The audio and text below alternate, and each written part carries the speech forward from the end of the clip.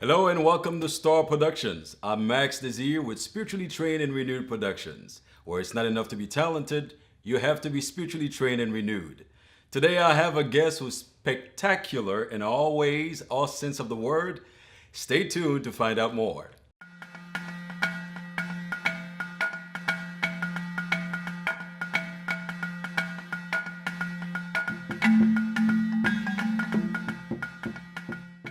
Hello and welcome back. Max with S.T.A.R Productions. Today I have with me a special guest, spectacular in nature. Her name is Brionna Smiley Scrivens. Hello, Brionna. Hello. Good to have you at the S.T.A.R Production show. If you would tell us who is, I call her Bree, y'all. She goes by Bree. Yes. She said only her mom calls her Yeah. Brionna. Who is Bree? Could you tell us a little bit about yourself? Bree is a filmmaker, producer, actress, someone who is a student in all aspects, always wanting to learn something new about the entertainment industry. So that is who Bree is. Nice. An Well, entertainer. it is certainly a pleasure to have you at the S.T.A.R Production Studio and talk a little bit about all the things you have been doing. Thank you so much for having me. I'm really excited. I'm excited to have you. So you and I met a few years ago when you were producing and directing a pilot for a show that was supposed to come out based on a fashion show that we have here in Nashville Right. yearly, notably Nashville. And so I wanted to first ask you, since that's how we met, what happened to that show? When do we expect it to be broadcasted? What's Right. going on with that?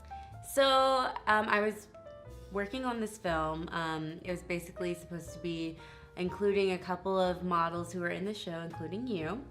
And basically, I was there to capture everything that was happening on film, all of the chaos, all of the happy moments, all of the sad moments, all of the crazy moments, and I did that. And then when I gave the film over to the executive producers, I'm not sure what exactly happened to that You film. did your part. Yeah, I did my part. I don't know what happened to that, but I think that should be a testament to just keep going no matter what. Even if you have some projects that you feel like didn't make it all the way through or didn't make the cut, you continue to do what you're doing because eventually something will come out and you'll have a good product. Wow. And also, more importantly, just make sure that the producers that you're working with are just as passionate as you are. So. Absolutely. And you mentioned something here that's really, really good. And I think a lot of people give up too soon because maybe one or two projects they worked on did not accomplish what it was set to accomplish. And when you mentioned working on a project and it didn't go where you thought it was going to go, that's not a reason to stop, to ever Right. stop. And I think that's a good point. I look back in my life and I think of the many no's I've gotten and the many things that I thought I was going to do. Right. It didn't happen my way, but that didn't stop me. And then y'all got to know that if you're out there and you're working on something, it didn't go your way, it doesn't mean it's the end of the world. It's not the end of the world. Sometimes it's just the beginning because you will hear a lot more no's than you will hear yeses. So. Wow. Perfect. Listen, so I've known you as a producer, filmmaker. Did you always know you wanted to produce? Did you always know you wanted to make films? Yes. I started in production when I was 9 years old. Yeah, but I was in theater. So I was in musical theater and then just kept doing musicals. And then from there went into straight plays. And then, and that basically just means no music, if you don't know. Right. And then from there I went to Belmont and continued my studies in production. So I did not know you sang. yeah. Wow, that's another show. Sweet. So Yeah. musical theater. Sweet. So that's another thing we have in common. Yes. Yes. I love musical theater. It's been a while, but I love it. Me too. Wow. So, Belmont. Let's touch on that. You went to study multimedia production. Yes. Oh man, if you would tell us what that is, and then How was it studying at Belmont? Because we know it's a great school here. Belmont chose me. I did not choose Belmont. Really? I can say that. I loved it. Not for the atmosphere or the social aspect of it, but the professors are amazing. They're so invested in you and what you have to offer, and then they care about you. So when you graduate, they want to see you succeed. Wow. So that's one thing that I love is the professors that are there at Belmont. Do they follow up on you? Yeah, Wow. I still talk to my professors, and I graduated 2 years ago. Now that's pretty cool. And I still keep in contact. They write recommendation letters. Nice. They're amazing. Nice. I actually got 2 degrees while I was there, so I got one in multimedia production and one in business administration. Nice. That's another thing we have in common. I Yeah. have a business degree. All right. Yeah, so it was like 2 different worlds because I would go from acting to taking strategic management. So my mind was always going crazy trying to juggle the creative with the business aspect of things, but I feel like I needed that balance. Yes. And there were only 6 people in the multimedia degree because it was brand new when I started. It was before the motion picture program too, so we were the OGs, as you can say. And then so going there and then doing business, it was just 2 different worlds. And then I was a theater minor, so. Wow. Yeah. I love that. To work with different set of your brains like that. That's pretty cool. Pretty cool. You got business on one side, artistic on the other side. Right. That is pretty cool. And it helps, it helps for somebody like me who has a business degree, who is in the acting world, just to put one hat down, put the other hat on. At least you know what's supposed to happen. Right. And if it's not happening the right way, then you could always put that hat on and say, Yeah, and it helped me to make informed decisions about what to do with my career or what steps to take, and to look at all aspects of what was in a contract. Yes. So I can negotiate myself, or I don't have to rely on other people to do it for me.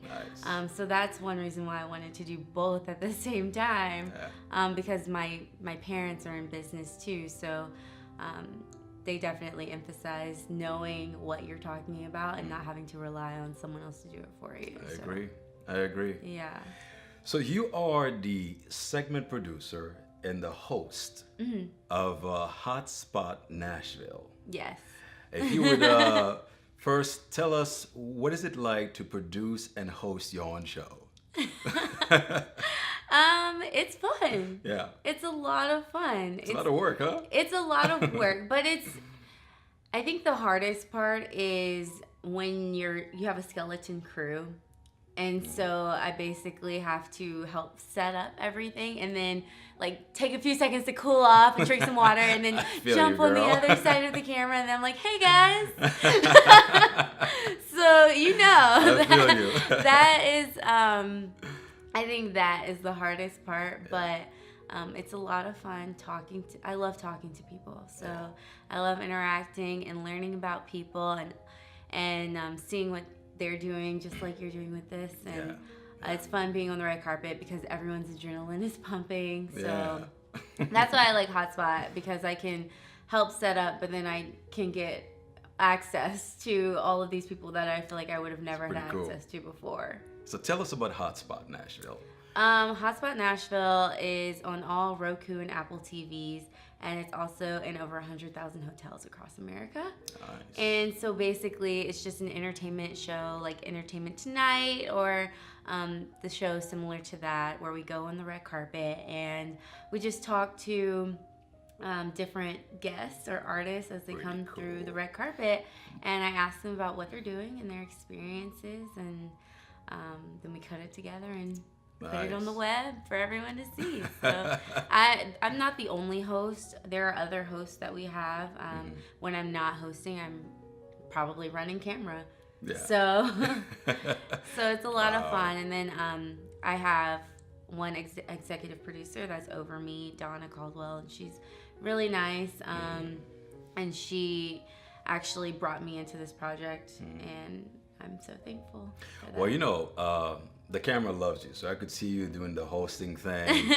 and the advantage you have is you could be behind and in front of the camera. Right. Not many people can do that. Yes. And talking about in front of the camera, I didn't know that you acted until recently.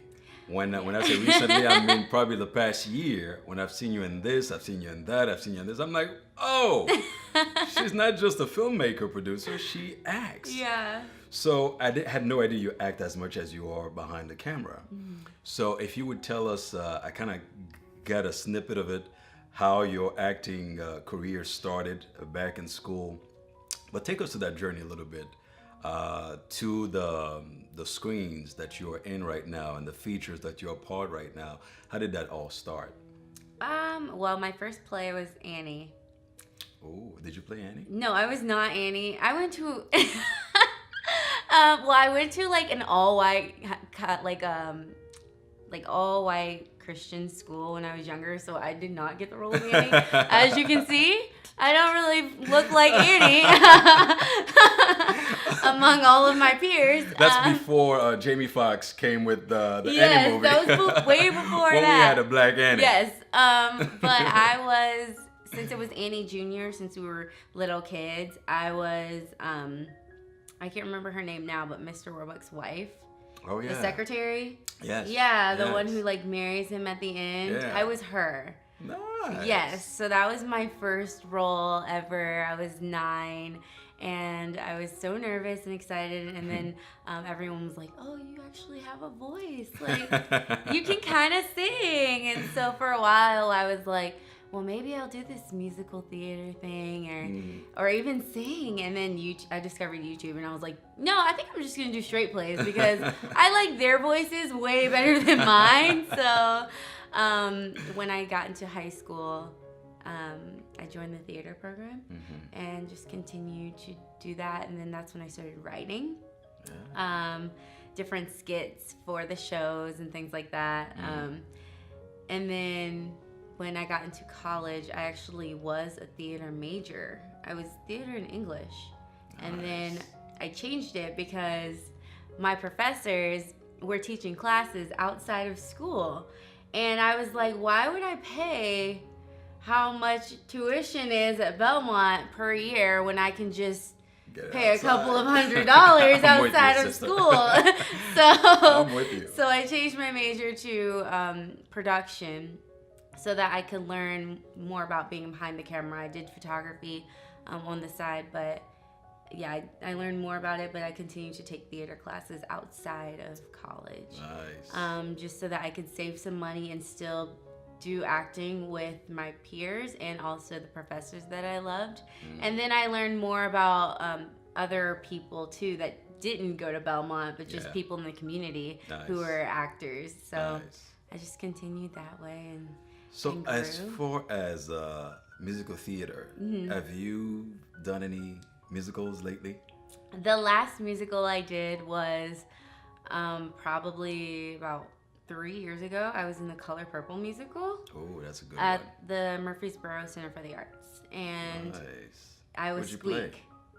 Oh, Squeak. Yeah. Nice. So, yes, I was Squeak. Squeak hits some really high notes. She in there. does. That's no She joke. hit some very high notes, and I was very nervous because my godbrother was there, and he's a playwright, and I look up to him, and I love everything that he does, and he came, and I was like, okay, he's out there, guys, and I have to hit this high note. What am I going to do? I'm so nervous. So that's sweet. Fun. Oh, it was wow. a lot That's of fun. awesome. Do you see yourself doing musical theaters in the future? Yeah. I would love to do something on Broadway if I could. Ooh. It would be amazing. So the singer is still inside of you. It's still there, yeah. It's still deep down inside, but it's there. Sweet. Yeah. Wow. Congratulations on that. That's awesome. Thank you. All right. So you, as I started following your acting career, I noticed that you've been in a few features. One of them is Valor. And you work with director Will Strong, Will Robbins. Yes. What role did you play in Valor, and or is that still in production? It is still currently in production. Okay. But I am playing Mary Magdalene. So, fun fact, yes. I'm not sure how much I can give about the film at this time, but it is currently in production, and we should be finishing up probably in a couple of months or so. But we're currently Can in we know production for what that. Valor is all about? Yeah, it's like women of the Bible, but it's all black cast, so it's really interesting. Nice. I'm very excited. Very nice. When they came to me and asked me to be such an innocent creature, such an innocent person, and then I have to be probably like 15 or so. I was like, okay, I look 15, so I can do this, and I was up for the challenge. Nice. You know, that's another advantage of actresses and actors looking younger than they really are. You can go back in time anytime you want to. Take all the makeup off and pull my hair in a ponytail, and I look 12. I believe it. I would believe it. Absolutely. Yeah. All right. So, what was it like working with the castmates that you have, the different casts? I know you had different ladies in there. A lot of them I know. What was the interaction like on and off screen? Well, I've only worked with them for the photo shoot that we've had. We actually haven't even gotten to my part yet, so I haven't been on set at all. Gotcha. Yeah, so I've worked with these ladies individually, or not all of them, but some of them, like Tamiko. I love her. Nina's awesome. She's alright. Danielle's amazing. They're all amazing. No, they are. They are. They yeah. truly are. So they're just a joy to work with and a pleasure to have around, because it makes all the difference when the people you work with are fun and entertaining and energetic and keep the spirits high. It makes all the difference when you're on set. Very cool. All right, I'm going to ask you a question that they ask me all the time, and I don't know why they even ask me those questions, but this particular one they ask me all the time, and I'm going to bounce it to you. If you had to choose between acting, either producing or filmmaking, which one would you choose? So a lot of people have asked me this question as well, and I remember one of my mentors, or someone who mentored me in the past, his name's David Talbert. Oh. He basically told me, you don't have to choose one, and it's because I chose producing as my trunk, but entertainment is like a tree of life. So you have producing as your trunk, and then you have branches. So my branches would be acting and directing and fashion, or all of the other things that I'm interested in, because it takes a village, it takes the roots, which are producing, to create a tree. And so I have like a whole tree of life. And so in order to keep that tree flourishing, I have to maintain and be able to do all of these things that I love. Wow. So I am gonna steal that. I want to give you credit and David Talbot credit for it, but I love it. Yeah. That's my sentiment exactly. Yeah. You don't have to give up one. There's always a main one that might be your trunk, like you said, but you could always branch out. Exactly. Wow. I love it. I love it. Wow. So I noticed that in April you were raising money. You were doing a fundraising Indiegogo campaign. Yes. For a movie called Message Red. Could you tell us how did the campaign go? Did you succeed in reaching your goal? And tell us about Message Red. We actually raised our goal. Our goal is $8,000. Yeah, so it's very exciting, but we still need more money. So if anybody wants to donate to Message Red, you'll know where to find me at the end of this interview, and you're more than welcome to help us out with this amazing film, and we're very excited. But right now we're in the process of casting this film. Where is my headshot? I guess I should. Yeah. Oh my goodness. Yes, actually. Where's my headshot? No, actually. So, basically, we raised $8,000 for this campaign, which was our goal. So we hit our goal, and we're very excited to... But you still want money. Yes, we still need money. We still need money for this film to complete it, so that we can put it into festivals. Wow. And so that we want it to go into many festivals. We want Spencer Glover, who's the amazing director behind this film, to win Best Director. Wow. And in order to do that, we just need some more money to put toward the film. The set is built from the ground up. Ooh. And it's amazing. Larry McGee's an awesome producer out of New York City, and I'm also one of the producers for the film. Nice. And it's an amazing story. It touches home for a lot of people because it's about loss and letting go. And it's just really heartfelt. I love these type of stories. And I know, and it touches home for Spencer because it is about his relationship with him and his father. So that's why I think it's going to be such a nice film, and it's about two people who are struggling with their ability to move to the beyond because they don't want to let go. I love it. Have you recorded a beautiful song in the studio, but now you're ready to show the world the imagery? S.T.A.R Productions. We help tell your vision.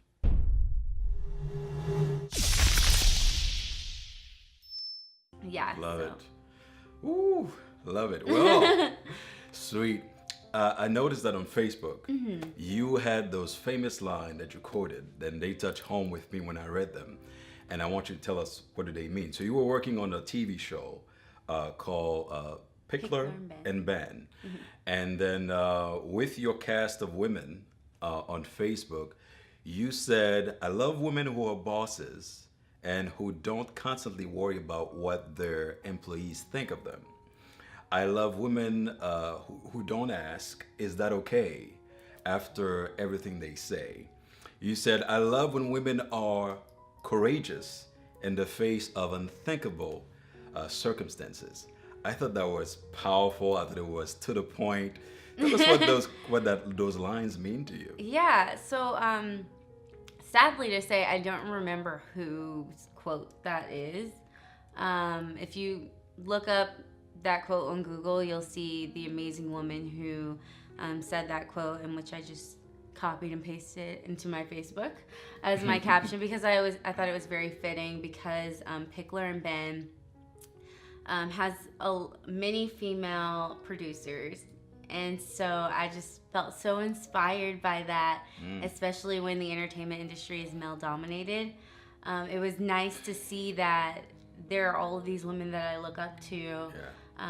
And there are all of these minority women here that I look up to as well, who are bosses, and they're just doing what they love and they're doing what they want, and they have families and they have kids, and it's like, you can do both. Yes. You can have a family and be successful. You can have a husband or a wife and be successful. Yes. And I love that the show was Emmy nominated in the first season. That just goes to show that the women that work there are awesome, and the men that work there are awesome too. And I love that we work together at creating a common goal of a really great show. Yeah.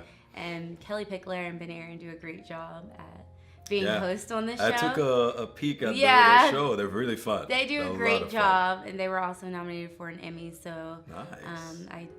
I'm so happy for them for that. And then Lisa Palmer is the executive producer, and she's amazing. Like, she's a Wonder Woman. Yeah. So I just think that's awesome. And I love Terry, who's my producer. He's amazing too. And he allows the women who work under him to excel, which I think is or not allows, but he wants to see us. He wants to see. Yeah, because allows is the wrong word. Yeah. Because that quote was really big to me, because with my business hat on, I interfere with a lot of women in different kind of business. And it's always interesting when I sit down with one woman and they're talking about the interaction with other women. And oftentimes it's not a positive one. Right. There's always that, I don't want you to succeed. I'm jealous of you. I don't want to see this happen for you. So Do you find it hard to work with insecure women in the entertainment business? I don't find it hard to work with insecure women.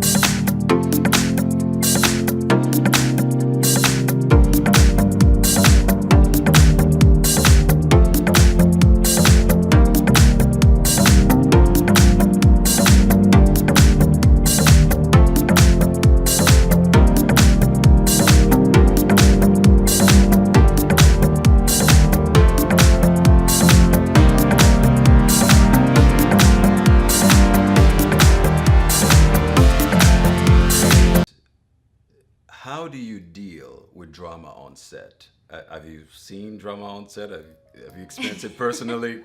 And how do you deal with it? I've seen it on set. I haven't necessarily dealt with the drama myself, or the drama. The. Right. No, guys, I'm from the South. I haven't dealt with it myself, but I've been around it and experienced it, and there will always be drama no matter where you are. Always. I choose to be the calm in the midst of the storm. Nice. So just try to keep a zen and positive attitude. Nice. That's how I roll. So I pretty much get along with everyone. Yeah. But when the drama's around me, I'm just like, blinders. That's right. That's right. That's really good. Yeah. One of my past guests, makeup artist extraordinaire, Dwayne Richards, Dr. Beauty, he said when he comes to set and there's drama, he comes with a different perspective. Mm-hmm. His whole aura is to change that, so he doesn't let it get to him. His goal is to bring that new art, that new zang that you talk about, and change it around. Right. Don't let people affect you, but you affect them with positivity. That's good. All right, so you have a web series that you star in called 80/20 Yes. series by Victory Entertainment with Robert and Robin Vickers. Yes, they're married. And who do you play in that 80/20? I caught a couple on YouTube, and it's spicy. It's spicy, y'all. Goodness, yeah, it's spicy, y'all. Who do you play in 80/20? And tell us a little bit about the show. I play Nadine. She is one of the leads, and she's Darren's fiance throughout the entire series. Basically, it's just about her being naive, just like many women who are naive to the fact that there is a man in their life who doesn't deserve them or their time. I feel like there are a lot of women who can relate to that. They can relate to having someone that they care so much about that they're willing to do anything to keep them. Well, anything except for come to the realization that they don't want them back. Yeah. So, yeah, I good. think that's hard for a lot of people to grasp. And I believe you. When I watch Nadine, I believe you. I'm like, Yeah. girl. Oh, yeah. She's in the comments section. A lot of people are like, why is she so stupid? Well, you've done a great job. Great job. If y'all haven't had a chance to catch that show, catch it on YouTube. It's really fun. And she does a tremendous job. Thank you. So what is that show all about, the 80/20 series? It was written by, like you said, Robert and Robin, and they're married. And they actually, Victory Entertainment is a Christian-based company. And it's based off of Robin's book that she wrote that is loosely tied to characters in her life. So I guess am a direct reflection of someone that is in her life, I guess. And she'll correct me in the comments if I'm wrong.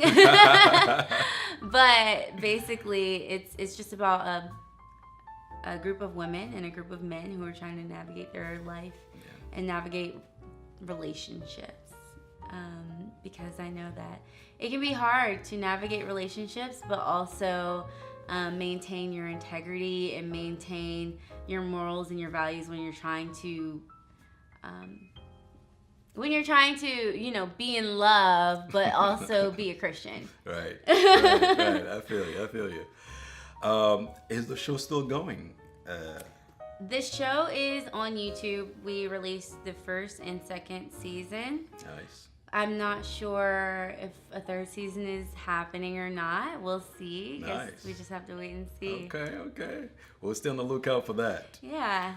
What other projects have you worked on that I may have missed that you find to be pretty significant for you? I have worked on a few other independent projects that are in the works or in film festivals. Nice. One of them was a feature film that Will Robbins is working on. He is a director that did Valor, or that is doing Valor, and he's working on a feature film called Yesterday. I was helping at the beginning stages of that, so you guys should be on the lookout for Yesterday.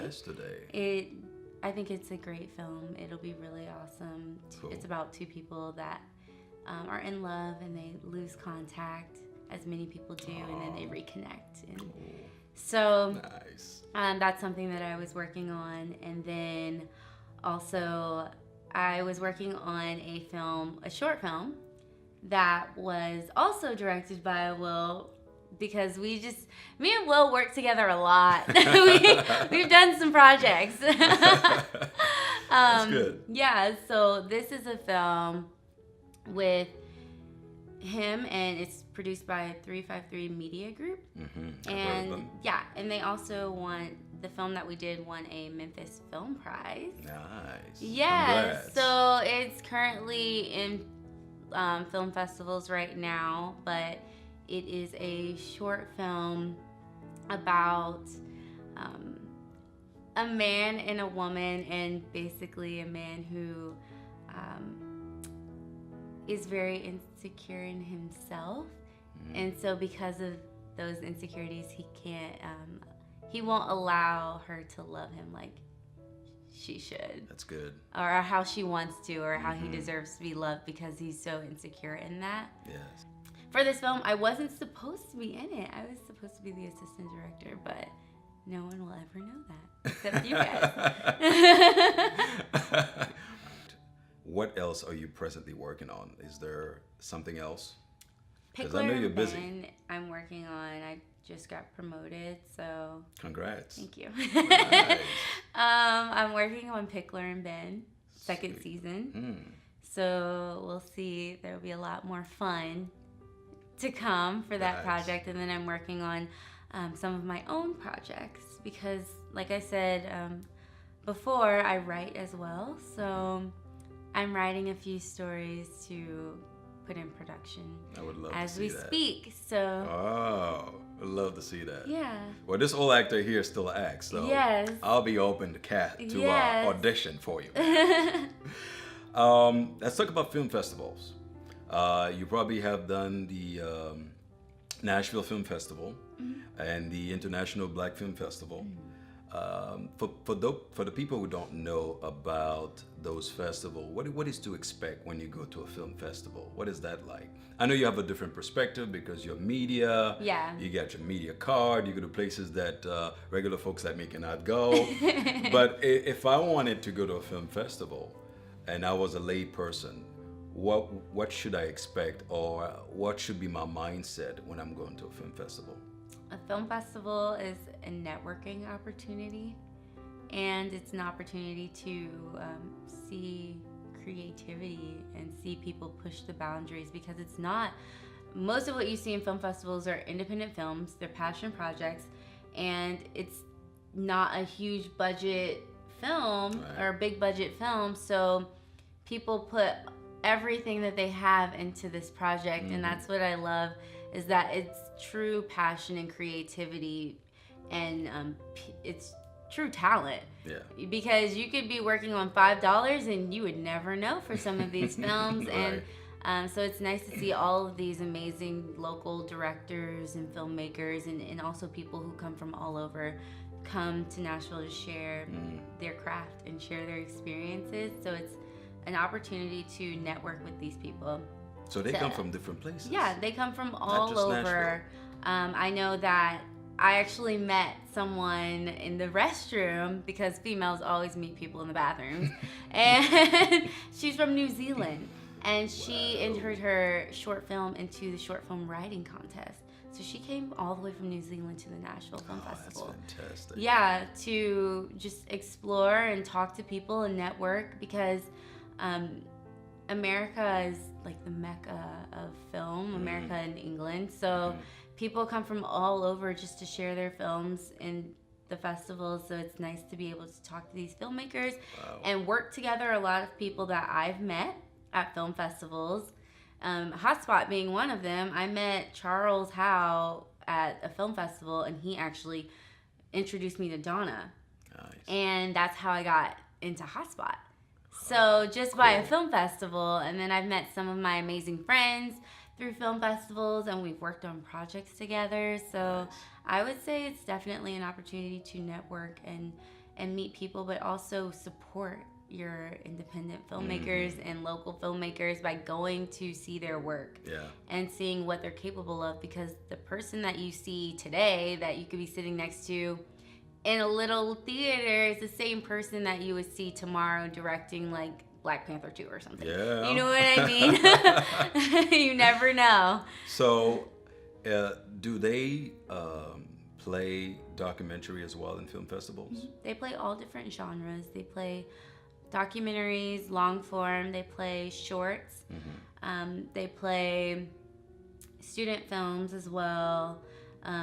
Whatever was in the 48-hour film festival or the 54-hour film festival, which is where you have to make a whole movie in 48 to 54 hours. The winners of those get played in the film festivals. So it's a bunch of different festivals, and then there are a bunch of feature films. I know at the Nashville Film Festival, I interviewed Brian Head Welsh, who was one of the people from Korn. The band Korn, if you know that band. Right. And I interviewed him about his documentary that was at the Nashville Film Festival. Cool. So there are famous people that come from all over as well to display their films. So there are many different types of films that play. So you'll always find something that you're interested in, or something that suits you when you just look at the program and you can see all of the different films that are playing. So for the actor, or let's say the director out there who just finished putting his movie together, produced it, and would love to get a chance to put that in the film festival, how would they go about? Do they go to a website, submit themselves, and then after a while, somebody gets back to them, says you've been selected? How does that work? Yeah, you have to pay. Shameless message read plug. You have to pay to submit into a festival, and then hopefully you hear something back. Because there's so many people who submit into festivals, and a lot of times it's not because it's bad at all. It's just there's so many submissions, and sometimes it's if you get it in earlier, it's better, or there are just a lot of different films that are of similar genre, so they're trying to have variety, so you never know, but you just submit it into the festival. So there was a group of judges that's watching your movie, deciding they screen the movie. This movie's too close to that one, we'll get rid of that one and get this one. Gotcha. Well, if you're out there and you want to submit for film festivals, go ahead and do it. Don't wait. Get your drug out there, get your work out there, and get it done. There's always a film festival. Always a film festival happening everywhere. So absolutely. Submit. And the thing is, if you submit in one state, you can go ahead and submit in another state. Yes. Just like people from New Zealand would come to Nashville, you can take your movie elsewhere too. Yes, but I will tell people, if you don't already know, if you have plans to submit your film, do not put it on YouTube, because it needs to be exclusive to whatever festivals you're putting it into. So do not put your film on YouTube and then put it into festivals, because they like to see that you haven't already distributed for the world to see. There you go. That's a good point right there. Yeah. That's a good point. All right, Miss Multi-Talented, how do we contact you, stay in touch with you, know all things Bree, so we could follow you and see the great things you've been doing? You can follow me on Instagram, is where I am the most active. Okay. And my handle is at Brie Estelle. That's BRIESTELLES. So Brie Estelle, which is Estelle is my middle name. So Brie Estelle S. You can find that below. That's where you can find me. What else? I'm currently working on my website, but you can also find me on LinkedIn if you'd like. So I'm on LinkedIn. Facebook? I'm on Facebook as well. So you can find me on Instagram, LinkedIn, Facebook. All of my information should be for you guys. So Absolutely. I thought Smiley was your middle name. you know, the funny thing is, a lot of people And think I'm thinking, Smiley, how fitting. No, She loves yeah. to smile. My nickname is Smiley. A lot of people think my name is Smiley. And it's funny because one of my close friends from college, I was shooting her wedding, and on the check she wrote Brionna Smiley. And I was like, I can't catch that is not my name. So it's funny, I got that nickname when I was in middle school. Even the principal called me Smiley. Everyone around me calls me Smiley. So if someone approaches me by saying Smiley, I'm like, they've known me for a long time, because that's a nickname that I've had for a long time. Wow. And even up until college, people called me Smiley. So Okay. yeah, It's Estelle, not Smiley. Smiley is my nickname that people call me. I still answer to it. So if you called me Smiley, Yeah. I would answer. So. Awesome. So, what do you hope to accomplish with all the things you've been doing? A lot, and I'm sure there's more to come. What's the dream for you? What is that place you're gonna reach and say, yes, I set up my mind to do this and I've done it? I have a new dream every single day. And I feel like I will never be satisfied. But I feel like that's the beauty behind It helps you being grow, actually. a person, is the fact that we are constantly wanting to grow, constantly searching for something more and something new, and wanting to put our best foot forward. So I feel like every couple of years I establish new goals. So I'm always wanting to be better. So I don't think there is just an end-all, be-all, this is how I know I've made it type of thing. I know I was watching the Met Gala, and I was like, if I get invited to that, I know I made it. But because I love fashion too. But in all seriousness, I would love to be producer for a great show. Hopefully, maybe long-form television, scripted, and I love talk shows as well. So just being within the talk show world and then also being within the scripted world, I feel like you can do both. Nice. And so I love producing and also acting. I would love to be like an Issa Rae, except a Brie. She's just someone that I look up to. I look up to Issa Rae. I look up to Ava DuVernay. I look up to Gina Prince. I look up to Melissa Masukis. All of those people I love. Wow. Yeah, Wow. and then they're the embodiment of empowerment of Black women that are doing what they love and that other people love, and they're good at it. I like it. They kick butt. I like Yes, it. they do. So you are a well-rounded, accomplished entertainer, actress, filmmaker, producer, director. We get into the segment of our show when the next Brie is watching you. They may be younger, they may be older, and they're watching you. They've given up on certain dreams because of life, and somebody might not just took a different route altogether because they didn't think this would ever happen. What would be your word to somebody who's watching right now and they feel like they disappointed themselves and they gave up? What would you like to tell them? I think it goes back to what I said in the very beginning of this interview, which is don't give up, because you will hear so many more no's than you will yeses. And I know that people say that all the time. They always hear that. And I know for me, I was always like, well, all of these people are telling me what I should do, but they're not telling me how to do it or what steps I should take. That's and then good. I realized there are no steps to take. That's good. There is no A, B, C, D, E, this is what you do, because there is no direct route to get to where you want to be in the entertainment industry. You just have to go for it. Yes. And you just have to do it. You have to network and get your name out there and connect with people, and then you have to prove yourself. You just have to be good at what you do. So practice makes perfect. If you don't know anybody or you don't have any connections, make your own films, have some of your friends, and create projects, and then put it out there. Practice at what you're doing, and then put it out there for people to see, and then you'll make connections that way too.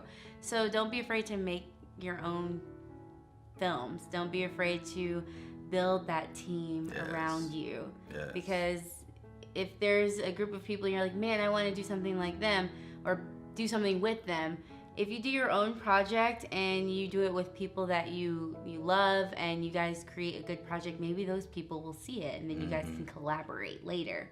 Wow. So Wow, that's I love one it. thing that I would say for sure. Cool. All right, we're closing. I have a few questions for you. I think you've already answered one. I wanted to ask you about who's your favorite actress? You mentioned a few here. Oh, well, those were directors, Directors? writers, producers. So in I that love. case, tell us favorite actress. My favorite actress. Maybe there are a couple. That is so hard. Oh my goodness.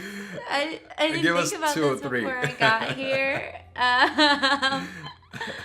Okay. I need to think about that for All a right. second. In the meantime, Yeah. tell us. Because I have a few, but then as I got older, it started to change. So I love Natalie Portman. Cool. Actually, I love Natalie Portman. I think she's amazing. Nice. And I love that how she brings characters to life. Nice. So Favorite comedy. my favorite comedy would probably be Chewing Gum on Netflix. If you haven't seen it, check out Chewing Gum That's a on great Netflix. It's pretty much my humor, sarcastic humor. It's a British comedy, and I love the Office as well. And Cool. I also really like The Big Bang Theory. Oh, that's a good one too. Movies that made you cry. Movies that made me cry. Do you cry at any movies? I don't really cry in movies. Maybe The Exorcist. Was I talking about myself there? Maybe like The Exorcist or something, because I was so scared. I was crying. Like I was like, why am I here? I shouldn't be here. And I'm like praying the whole time, like, Lord, please. And I'm like, but A scary movie. a scary movie. But maybe, I don't know, Lovely Bones or something, because it's so heartfelt. I got a couple. Ghost with yeah. Demi Moore and Patrick Swayze. I have Armageddon Okay. with Bruce Willis and Ben. I'm a crybaby, y'all. I have a couple. All right. So, any last thing you want to say before we let you go? I know that you have a lot of things to do today, and you stopped by to say hello. But as you speak to your audience, anything else that comes to mind, feel free to share with them as we close the show today. I would probably say do your homework. If you want to get into this industry, make sure to do your homework, which means when people ask you who your favorite producers are, who your favorite directors are, who your favorite actors are, have an answer for them and why. Answer who they are, why you love them, what work you like out of them, so that way you can understand what it means to be an artist, and that way you can talk to other artists about the craft, especially being a minority. I feel like it's important to know what other minorities are doing in the industry, because there aren't many of us. I know it may seem like it, but everyone knows everyone. So it's a circle. So you just need to do your homework so that you know who you're working with, or you know who you aspire to work with. Wow. So Fantastic. Yeah. Fantastic. Well, y'all heard it from the woman herself, Bree in the house, actress, musical theater actress as well. She's still singing. Movie maker, producer, writer. She's doing her thing. And man, it is such an honor to have you, Thank you at so S.T.A.R much. Productions. Very, Thank very you. happy you came. Thanks, guys. Follow her on Facebook, especially Instagram, LinkedIn, and when her website comes up, she'll let you know about that. Keep following her; she's a great one to follow. And she's open to questions, anything you have. If you need some advice, Bree is very giving. She'll be able to tell you what route to take on your Hopefully, journey. I can give you some good advice. And I'm always looking for people to work with for projects. So if anyone's interested in working with me on a project, let me know. And I'd love to help out any way I can. Wow, fantastic. Listen, I'm Max this year with S.T.A.R Productions, spiritually trained and renewed productions, where it's not enough to be talented, you have to be spiritually trained and renewed. Until next time, à bientôt.